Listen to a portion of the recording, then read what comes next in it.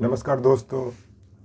आज मैं India alliance जो कांग्रेस, आरजेडी, समाजवादी पार्टी, तृणमूल कांग्रेस और अन्य दलों को मिला करके जो बना है वह भारत का रीढ़ का हड्डी कैसे है, या India alliance is known as backbone of India, इसी का मैं विश्लेषण कर रहा हूँ।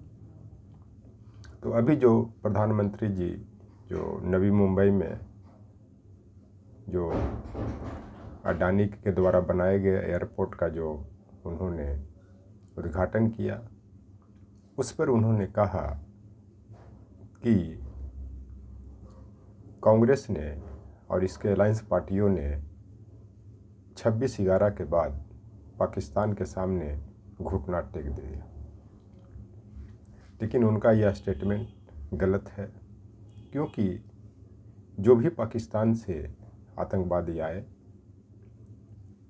उनको मार दिया गया, और एक आतंकवादी को अजमल आमिर का साहब जो था उसको फास्ट ट्रैक अदालत के द्वारा बहुत शीघ्र ही फांसी दे दी गई।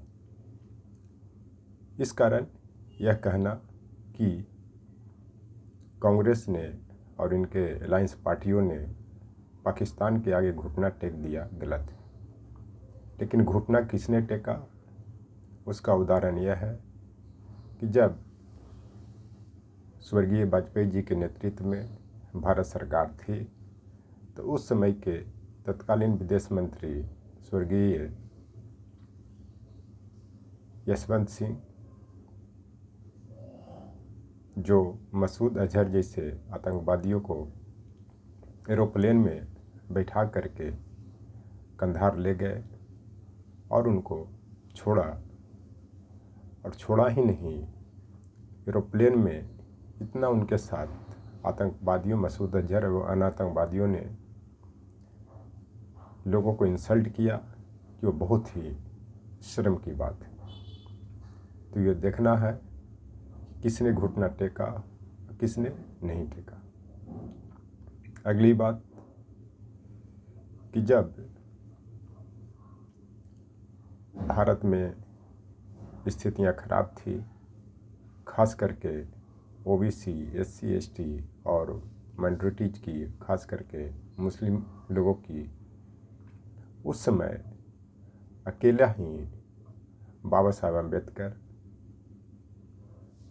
निकल पड़े थे, और विपरीत परिस्थितियां होते हुए भी उन्होंने शिक्षा ग्रहण किया और भारतीय संविधान के निर्माण में बहुत बड़ा योगदान दिया।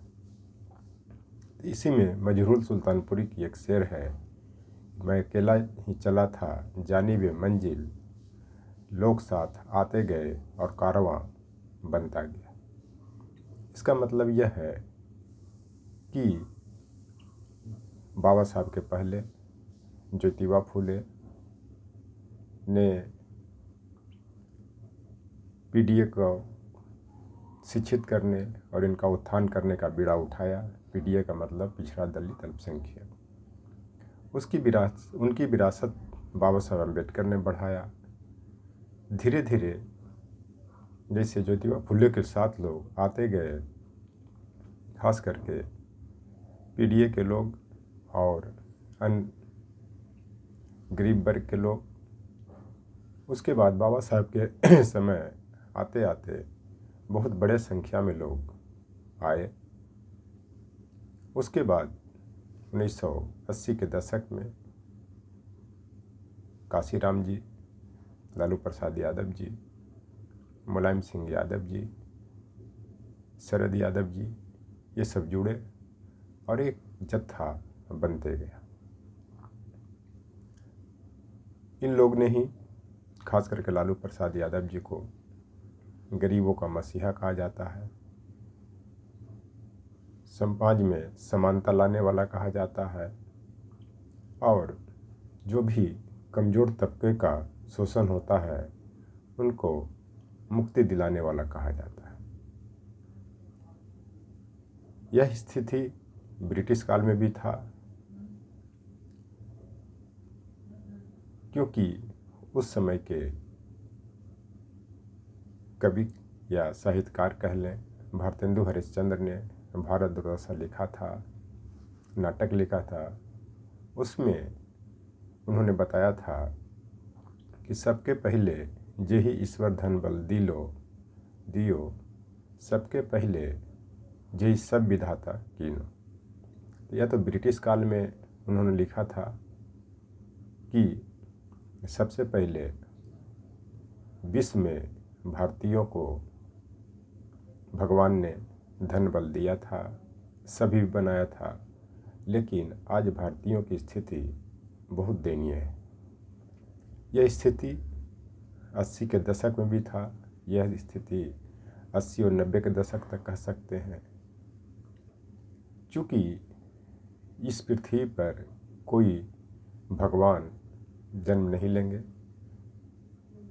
बशर्ते कि यहीं के लोग को किसी को भगवान बनना पड़ेगा। इस समानता की लड़ाई लड़नी पड़ेगी, लोगों की भलाई की बात करनी पड़ेगी। तो जिसके लिए 90 में लालू प्रसाद यादव जी, स्वर्गीय मुलायम सिंह यादव जी, स्वर्गीय शरद यादव जी का जी आते हैं और इसका बीड़ा उठाते हैं। और 80 के दशक में भी कह सकते हैं कि काशीराम जी, चौधरी चरण सिंह जी, ये सब कहीं न कहीं ज्योतिबा फुले अम्बेडकर, बाबा साहब अम्बेडकर के विरासत को बढ़ाते हैं। तो आप देख सकते हैं कि आज की स्थिति क्या बनी हुई है और इंडिया अलायंस में ने कैसे बैकबोन भारत के हैं। लेकिन एक स्टेटमेंट जो पी चिदम्बरम जी का आया कि जब मुंबई अटैक हुआ था तो भारत के विदेश मंत्रालय और अमेरिका के दबाव में भारत ने पाकिस्तान से युद्ध नहीं किया। तो इसमें मैं आपको बता देना चाहता हूँ कि पी चिदम्बरम जी को कुछ ऐसा लग रहा था तो उस समय भी बोल सकते थे। अब क्यों ऐसा बोल रहे हैं, ये तो इनका पर्सनल स्टेटमेंट है। और एक कहावत है कि भागता भूत का लंगोटा से।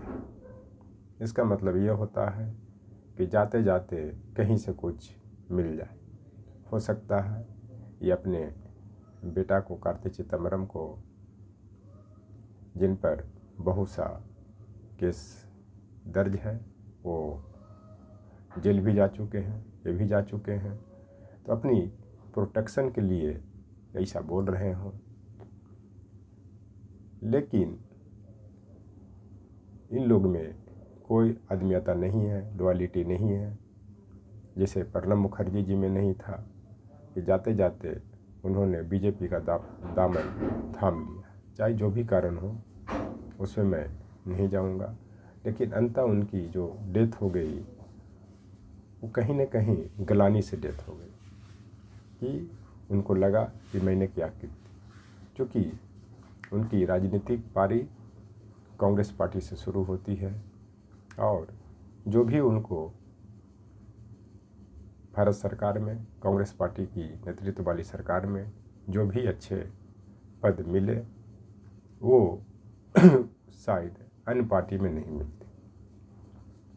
उसी तरह से जब पी चिदम्बरम मुंबई अटैक पे या अन्य संबंधित घटनाओं के संदर्भ में बोलते हैं तो उस समय के जो एम्पावरमेंट ऑफ गवर्नमेंट के जो अध्यक्ष थे वही थे। तो उन्होंने इस तरह के घटनाओं को रोकने का प्रयास क्यों नहीं किया, और अगर घटना घट गई तो उन्होंने निर्णय क्यों नहीं लिया, यह प्रश्न उठता है।